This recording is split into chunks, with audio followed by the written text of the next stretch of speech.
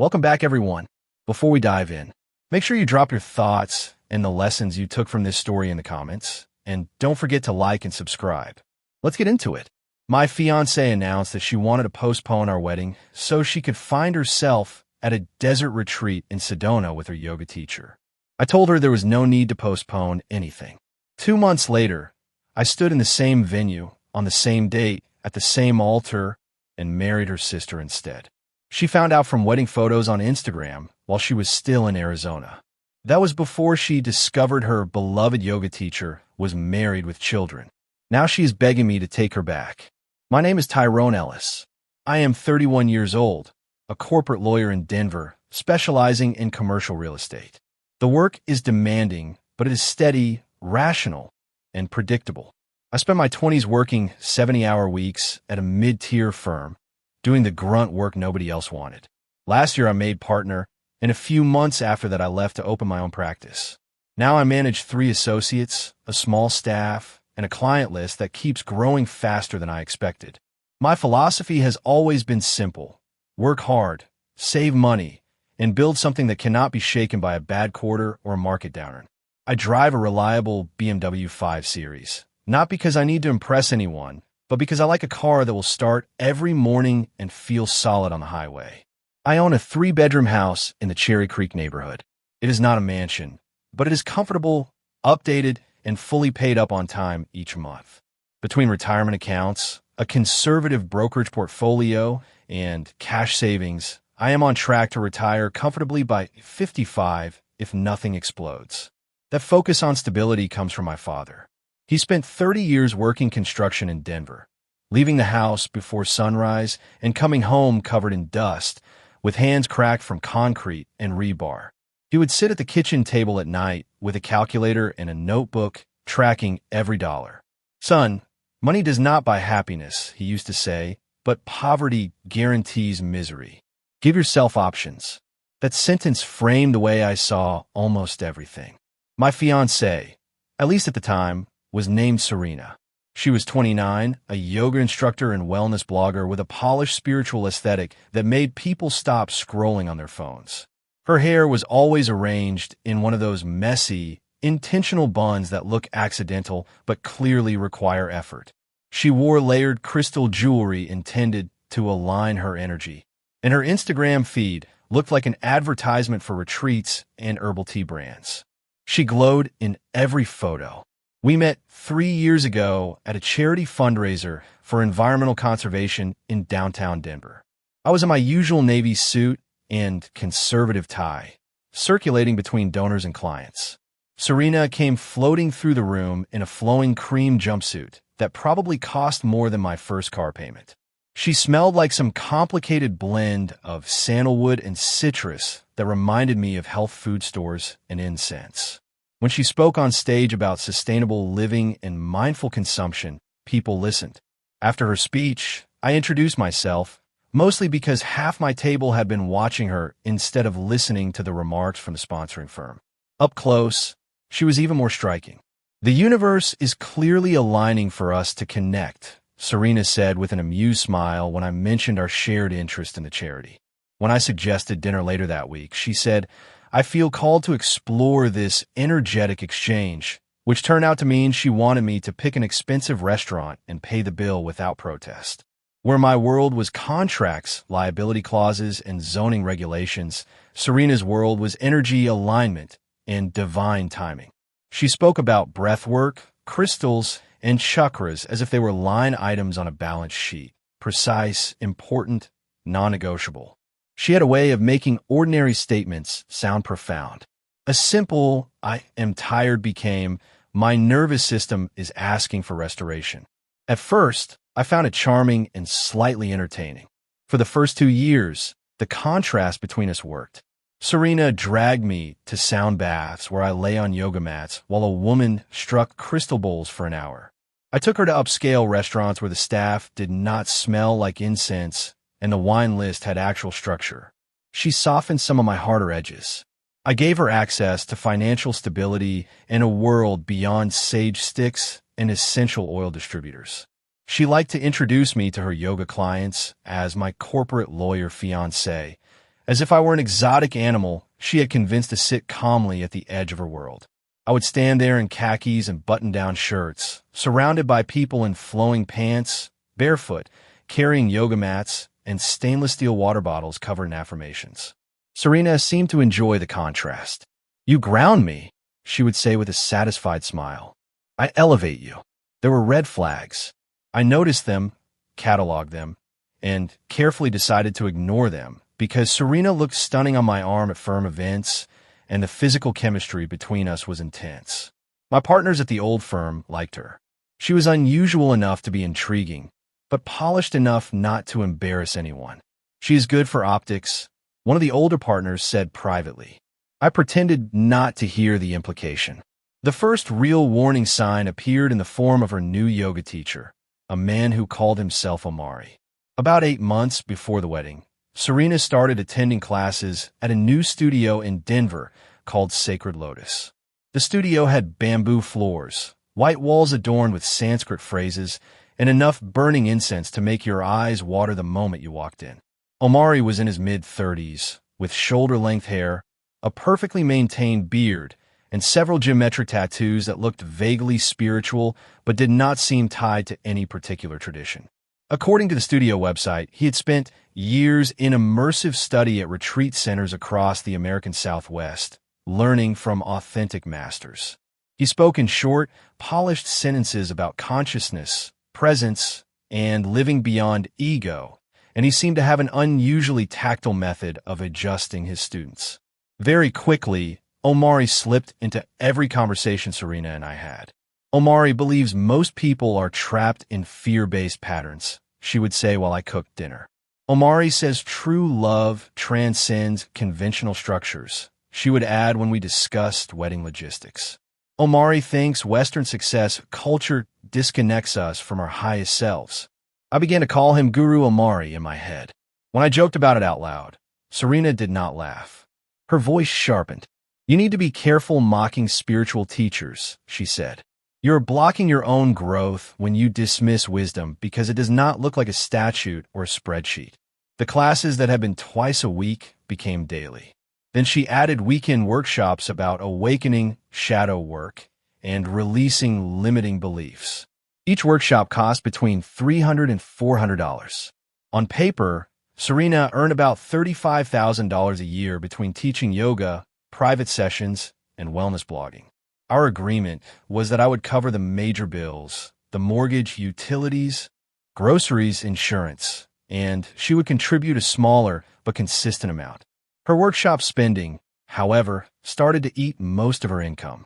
One evening, I finally said, "Serena, are you tracking how much you spend on these workshops?" She set down her cup of herbal tea and looked at me as if I had insulted her faith. "You cannot put a price on spiritual growth, Tyrone," she said. "This is an investment in my highest self. Omari's teachings are worth more than any material thing you could buy. The universe always provides what we need for our expansion. The universe can start by providing half the utility bill," I replied, only half joking. She stiffened. "That is exactly the scarcity mindset Omari talks about," she said. "You are clinging to control. Money is just energy. You are afraid to let it flow." I remember my father's cracked hands and the nights he spent adding figures by hand. It was difficult to see his discipline dismissed as a scarcity mindset. 2 months before our scheduled wedding date, September 15th, at a resort in Colorado Springs, I began to notice a shift. Serena started meditating alone in the spare bedroom for hours, incense curling under the closed door. When she emerged, her eyes would be red, but she insisted she was releasing ancestral pain and processing premarital anxiety. Our guest list was set at 120 people. Deposits totaling around $20,000 had been paid to the venue, the caterer, the band, the florist, and the photographer. We had designed invitations, mailed them, and received excited replies from relatives in Chicago, Houston, Los Angeles, and Atlanta. I had purchased a $12,000 vintage Art Deco engagement ring Serena had found at a boutique in Boulder, complete with documentation about ethical sourcing and recycled metals. Wedding planning with Serena had been complicated. The flowers needed to be locally grown, organic, and cut with intention. The menu had to accommodate not only vegetarians and vegans, but also her current dietary journey, which at various points cut out gluten, dairy, sugar, and foods that lower vibration. The photographer had to understand sacred ceremony, not just lighting and framing. Every meeting with a vendor turned into a spiritual interview. Then came the morning that detonated everything. I was in my home office in Cherry Creek, reviewing a large lease addendum for a downtown development, when Serena walked in. She wore a long white dress that floated around her ankles, though we were at home. Her hair was piled on top of her head in a loose knot, and she carried a mug of what she called ceremonial cacao. Her expression was serene in a way I had learned to interpret as bad news. "Tyrone, I need to share something important with you," Serena said, using the measured tone she employed in yoga classes when guiding students into difficult poses. "All right," I said without looking up from my laptop at first, assuming I was about to hear about a new juice cleanse or another retreat. "I have been doing deep spiritual work with Omari," she continued, "explore my authentic path, and I have received clarity about our relationship and my life direction." That last phrase, life direction, made me close the laptop. The morning light through the window haloed her, but there was calculation behind her eyes, as if she had rehearsed every sentence. "I'm not ready for marriage," Serena said. "Not the traditional kind we have been planning. I need to postpone the wedding and travel to Sedona with Omari. I have to study at authentic desert retreat centers and discover my true purpose before I can commit fully to partnership." I stared at her, every legal instinct in my body suddenly alert. "You want to postpone our wedding 2 months before the date, so you can travel across the country with your yoga teacher?" I asked. "It is not postponing," Serena replied. "It is honoring divine timing. The universe is telling me I must complete this spiritual quest before I enter into such a serious commitment. Omari has connections with teachers in Arizona and New Mexico who can guide me through the shadow work I still need to do. We have 120 guests coming," I said slowly. "We have spent around $20,000 on deposits. People have bought plane tickets. You want to tell them you're delaying everything because your yoga teacher says you are not spiritually ready." Serena lifted her chin. "Money is just energy, Tyrone. What matters is spiritual authenticity. Omari says most marriages fail because people have not done the inner work. What does Omari say about abandoning your fiancé for months to travel with another man?" I asked. For the first time, her serene mask slipped. A hint of irritation flashed in her eyes. "He says true love supports each other's growth, even when it is uncomfortable," Serena said. "If you really loved me, you would want me to follow my calling instead of try to trap me in conventional structures." "And your calling," I asked, "is to backpack around desert retreat centers with a man who charges hundreds of dollars to tell people their chakras are blocked." Her voice sharpened. "This cynicism is exactly what blocks your heart," she said. "Omari is a genuine spiritual teacher. He is helping me see how I have been living inauthentically by fitting myself into your corporate world instead of honoring my true nature." I felt my lawyer brain engage fully. "How long is this journey supposed to last?" I asked. "It is not about time," Serena said. "Maybe 3 months, maybe 6, however long it takes for me to align with my authentic self and complete my healing.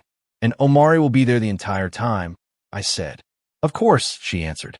"He is my spiritual guide. He has personal relationships with teachers at these centers. They are untouched by Western commercialism." The way she said "we" and "my guide" told me everything I needed to know. This was not about spiritual growth. It was about another man and an escape wrapped in holy language. "There is no need to postpone anything," I said quietly. Serena smiled, misreading me. "I knew you would understand," she replied. "You are finally, the wedding is off permanently," I interrupted. "We are done." Her serenity shattered.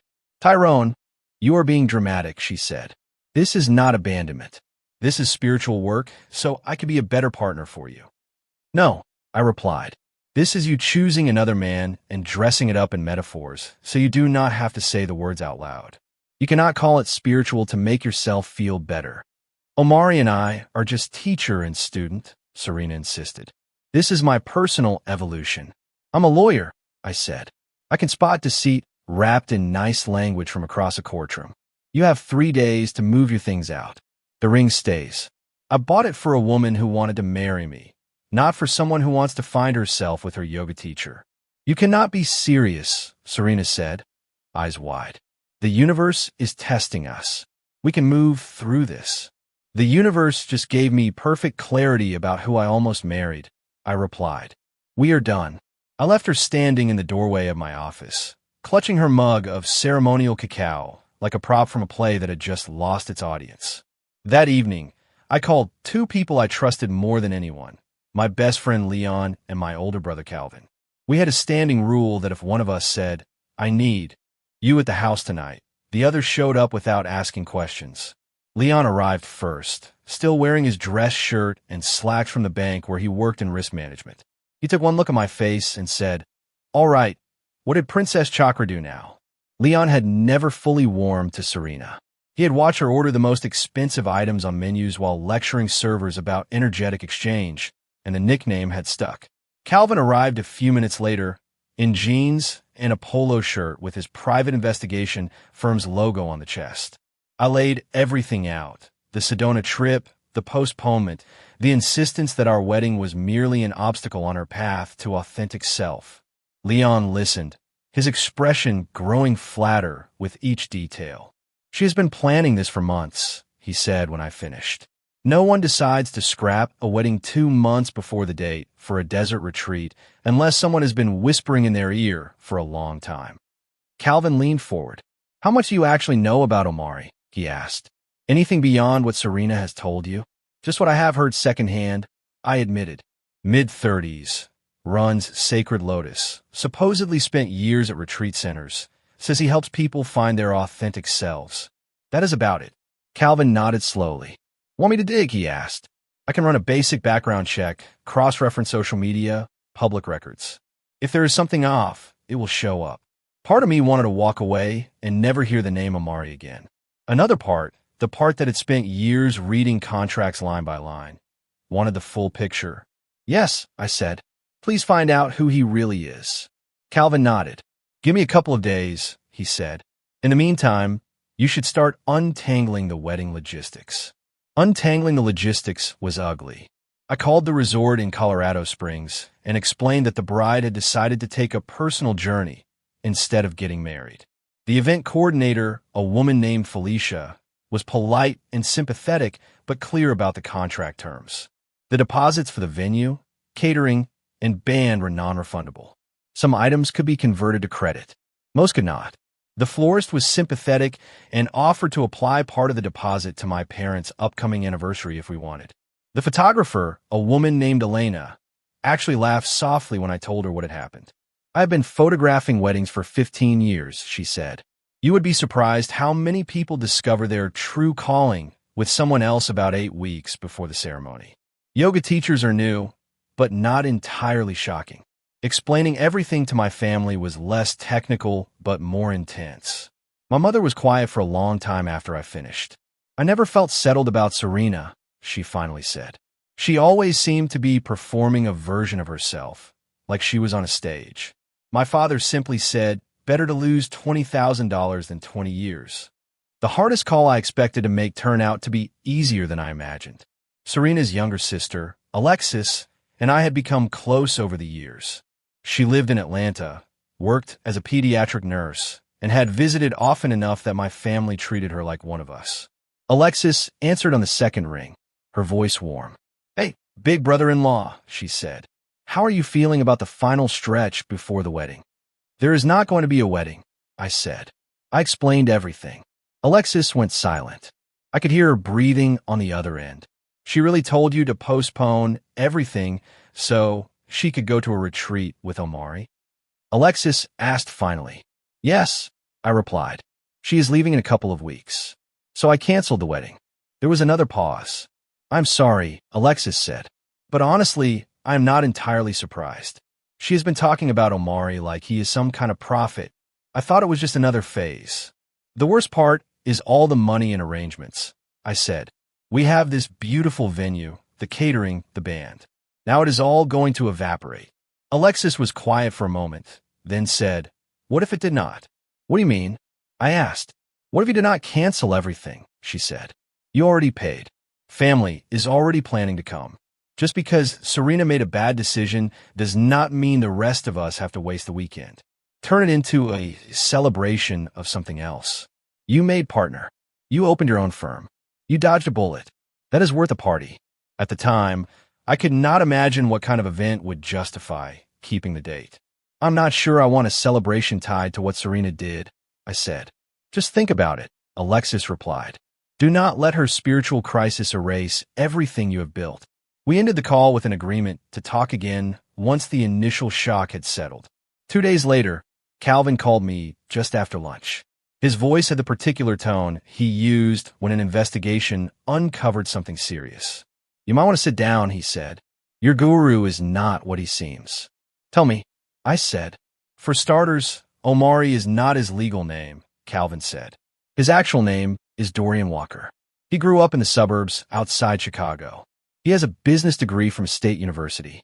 He spent exactly 6 weeks at a retreat in Arizona 5 years ago. That is the extent of his formal spiritual training. Before opening Sacred Lotus, he worked in sales for a supplement company that was eventually shut down by federal regulators for misleading health claims." "That fits," I said. "Anything else?" "Yes," Calvin replied. "He is married. His wife's name is Michelle.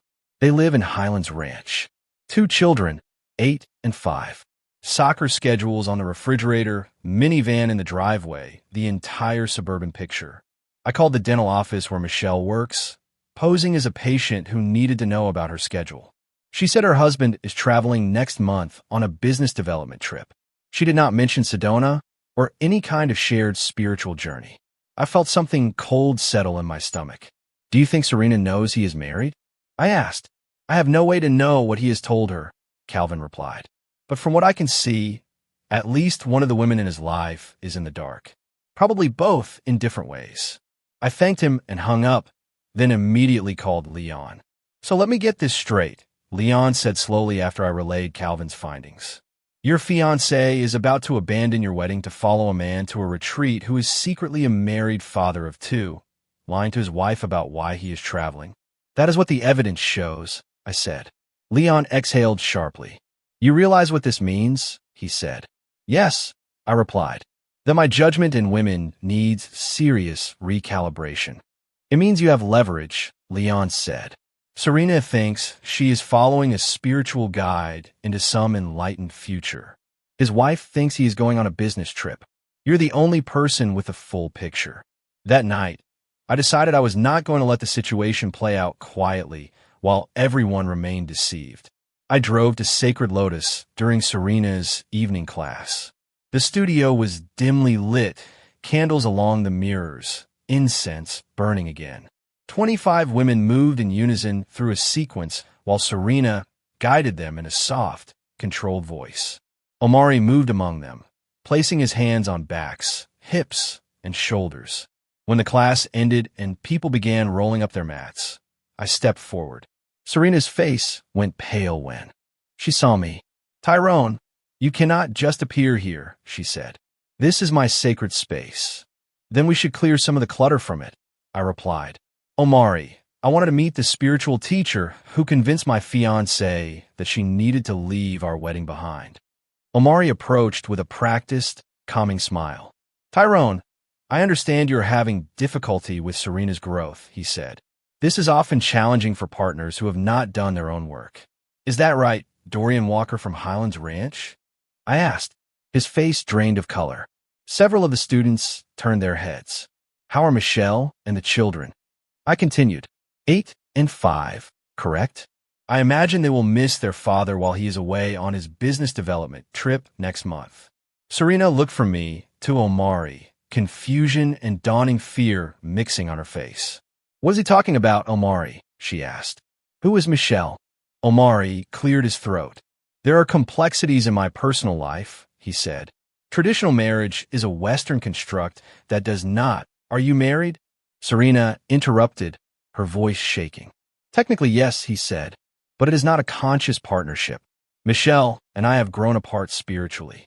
What you and I have is a true connection of souls. Serena sank into one of the folding chairs near the wall. I postponed my wedding to run away with a married man, she whispered, more to herself than to me. Omari tried to crouch beside her. It is not running away, he said quickly. It is transcending conventional structures and embracing authentic love. Get out, I said. Omari straightened. This does not concern you in the way you think, he began, but I cut him off. Leave now, I said quietly, or I call Michelle and tell her where you will be staying in Sedona and with whom. For a moment, he looked as if he might argue. Then he grabbed his worn canvas bag, avoided everyone's eyes, and left. The room was silent. Serena looked up at me, mascara streaking down her cheeks. Tyrone, I swear I did not know, she said. I thought he was single. I thought we were doing spiritual work together. I thought this was about becoming a better partner for you. Did you sleep with him? I asked. There was a long pause. It was not about physical gratification, Serena said at last. We connected on a spiritual level first. The physical aspect was a natural expression of that connection. So yes, I said. We meditated together, she continued, as if that helped. We explored breath work and conscious touch. It was sacred intimacy, not casual stop, I said. I do not need descriptive details. I sat down across from her. She suddenly looked much smaller, the performance stripped away. What happens now? Serena asked. I lost Omari. I lost the spiritual path I thought I was on. I did not want to lose you two. You already lost me, I said, when you chose another man and tried to wrap the choice in holy words. The fact that he turned out to be a fraud does not erase what you did. The wedding is over. You need to move out by Friday, and you should probably find a new studio. The next week was a blur of logistics. Serena moved her belongings out while I was at the office. When I came home one afternoon, the engagement ring sat on the kitchen counter with a note about honoring our connection beyond form. It read like something she had copied from a retreat brochure. I placed the ring in a safe deposit box and shredded the note. When I called Felicia at the resort to confirm cancellation, she surprised me. Mr. Ellis, I completely understand your decision, she said. But before you walk away from everything, would you consider converting the event? We have the space booked, the catering ordered, the band contracted. If you wanted to host a family celebration or corporate gala instead, we could apply most of your payments. I'm not sure I have anything to celebrate right now, I said honestly. Think about it, Felicia replied. You have put a great deal of energy into this weekend. It would be a shame for one person's bad choices to erase it. That night, Alexis called again. I've been thinking, she said. You know what would be the most poetic outcome? I'm almost afraid to ask, I said. Do not waste the venue, Alexis said. Use it. Keep the date. Let your family enjoy the weekend. You can even make it a new beginnings party. Or she paused. Or what? I asked. Or we could get married instead, Alexis said. I laughed before I could stop myself. Alexis, we are not romantically involved, I said. I know that, she replied. I do not mean a storybook romance. I mean a practical partnership. You get to salvage your deposits. I get to wear a beautiful dress and have a joyful day with people who already know and love us. We both avoid awkward +1 questions for a while. That is completely irrational, I said. Is it? Alexis asked. You and I have known each other for almost 8 years. I have seen the way you take care of my sister, even when she does not deserve it. You have seen me in my worst, crying in your kitchen after my last breakup. We already know we can trust each other. Why not formalize it in a way that benefits both of us? It was absurd. It was also strangely logical. Over the next few days, the idea evolved. At first, we framed it as a symbolic celebration. Alexis would walk down the aisle. We would say vows about friendship and mutual support. We would sign nothing legal. Then my legal instincts started calculating tax brackets, health insurance benefits, and estate planning advantages. I called my friend Harold, another attorney in town who specialized in family law. Hypothetically, I asked, if two adults decided to marry primarily for practical reasons, is there any legal problem with that? Not if both parties understand what they are doing, Harold said. People marry for money, health care, and immigration benefits all the time. The law does not require romance, only consent and capacity. Suppose one of those people recently had a wedding canceled because the previous bride ran off with a yoga teacher. I added. Harold paused. That is oddly specific, he said. Is the new bride related to the old one? She is Serena's sister, I replied. Her name is Alexis. There is no legal issue there, Harold said. Emotionally complicated? Certainly, but not prohibited. If you decide to end it later, you file for divorce like anyone else. As long as you are honest with each other, the law does not care about the origin story. Alexis was delighted when I told her the legal side was possible. So we would be real spouses, she said, with actual paperwork. Yes, I answered. Are you sure you want that? Tyrone, I work nights at a pediatric hospital and spend my days dealing with parents who forgot to renew their child's insurance, she said.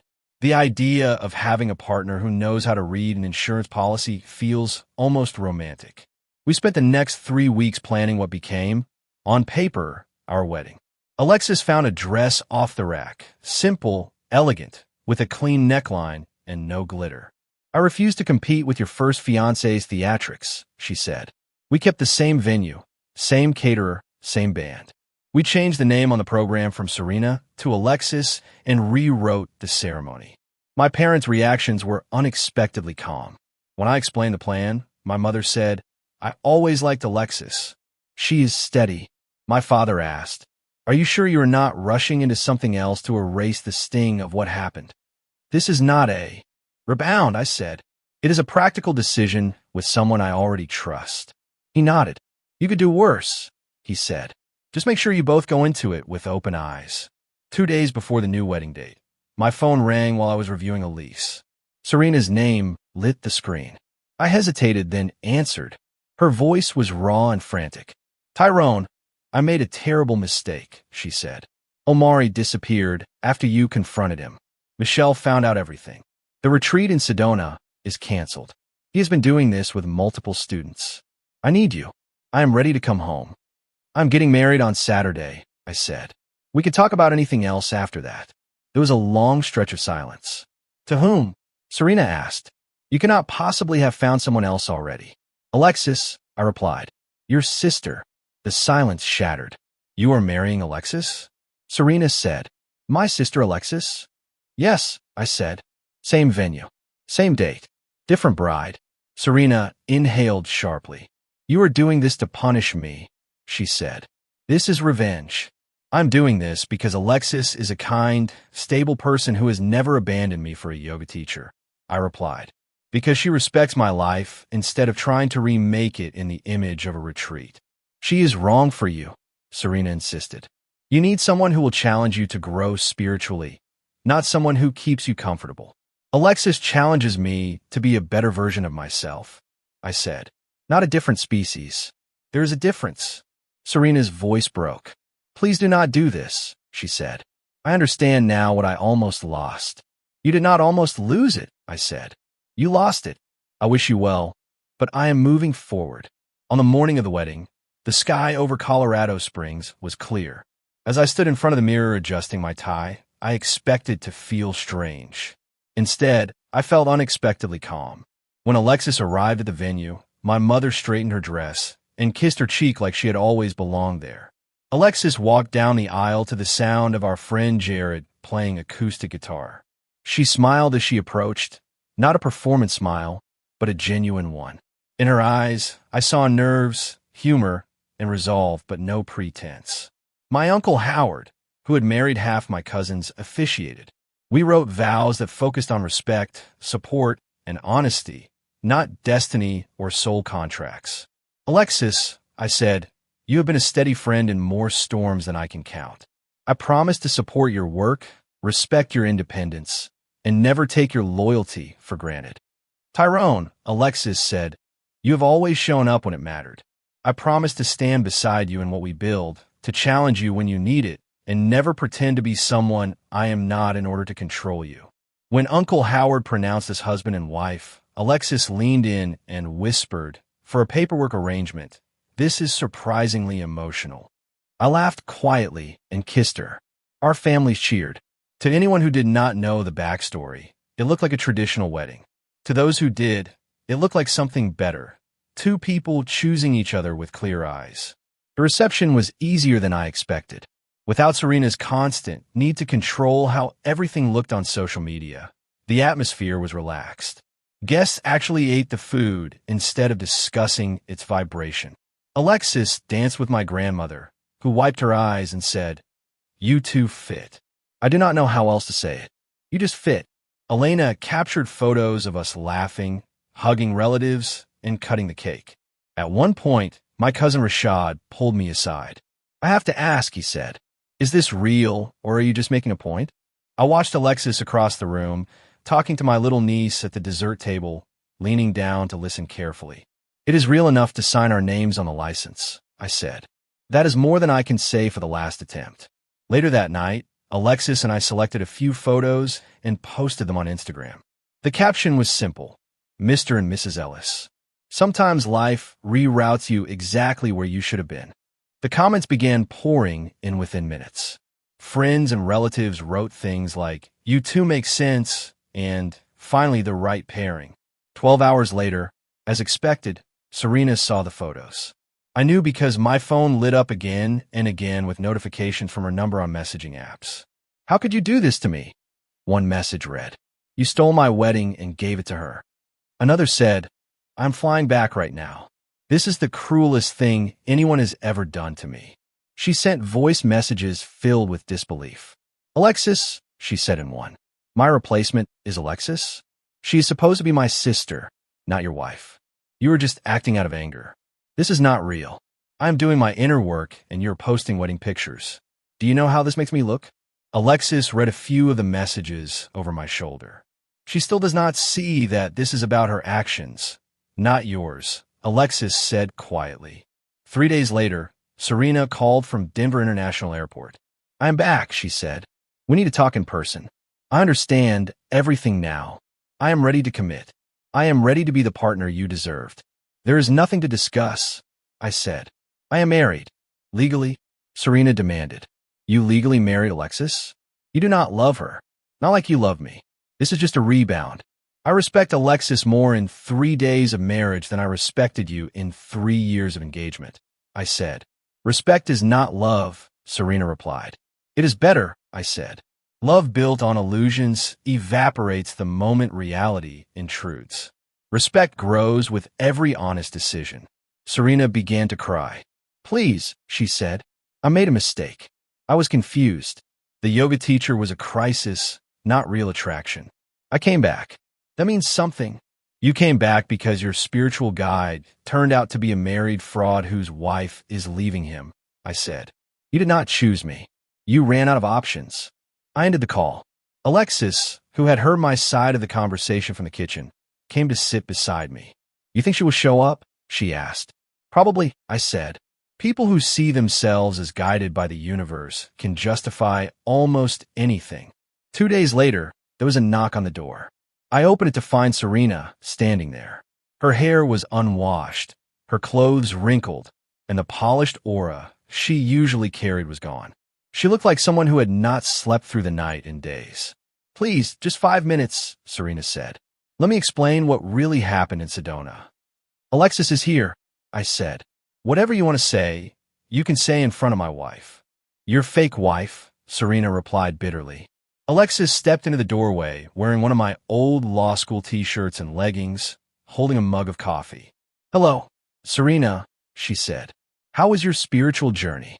Serena looked between us. "This is insane," she said. "You are pretending to be in love to punish me." "We are not pretending to be in love," Alexis said calmly. "We are married. Love was not a requirement for signing the license." "That is not a real marriage," Serena said. "Real marriage is about souls and destiny." "The state of Colorado and the Internal Revenue Service disagree," I answered. Serena pushed past us into the living room. "I'm not leaving until we work this out," she said.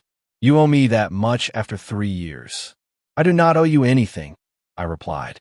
"You ended our engagement when you chose Amari." "I was manipulated," Serena said. "He convinced me that I needed more spiritual growth. I did not understand what I had with you until I lost it. The universe used that pain to teach me." Alexis sat on the couch and crossed her legs, watching. And what did the universe teach you about sleeping with married men? She asked. Serena's cheeks flushed. I did not know he was married, she said quickly. That is different. You knew you were engaged, I said. That alone should have been enough to stop you. It is not the same, Serena insisted. You and I were having problems. I was spiritually unfulfilled. You did not support my growth. That is why I sought guidance with him. Here is the reality, I said. You broke off our engagement to pursue another man. That man turned out to be a liar. Now you want me back because your backup plan collapsed. That is not love. It is convenience. Tears filled Serena's eyes again. You cannot just erase what we had, she said. 3 years together does not disappear because I made one mistake. It does not disappear, I said. It simply no longer determines my future. Serena turned to Alexis. You stole him, she said. You knew he was vulnerable, and you swooped in. You're my sister. How could you? I did not steal anyone, Alexis said. You threw him away and left him with a non-refundable ballroom.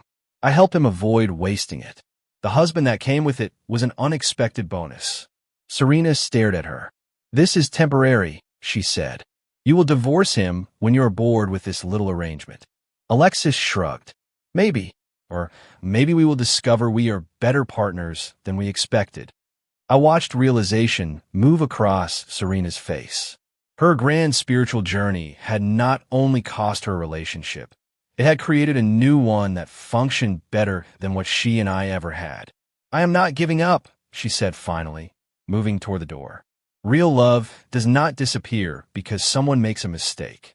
Real love does not postpone weddings to follow married yoga teachers. I said, whatever you had in mind, it is gone now. I hope you find whatever you are actually looking for. After she left, Alexis turned to me and raised an eyebrow. Do you think she will keep trying? She asked. Probably, I said. But she cannot undo a signed license. 6 months later, Alexis and I are still married. What began as a practical decision has turned into something that feels solid in a way my previous engagement never did. We share a house without drama over incense or dietary experiments. She works long shifts at the hospital. I handle late-night emails for clients. We cook together, argue occasionally about small things, and resolve those arguments without invoking the universe. Somewhere along the way, the arrangement moved quietly from temporary solution to this might actually be our life. We have not made any grand declarations. We have not rehearsed vows about destiny. We simply wake up each day and choose to keep building the partnership we started in that ballroom in Colorado Springs, the same room where I almost married someone else until she chose a fantasy over reality and freed me to choose the woman who stayed. If you enjoyed this story, please like, comment, and share this video with your friends. Subscribe and turn on the notification bell so you never miss a powerful story drop.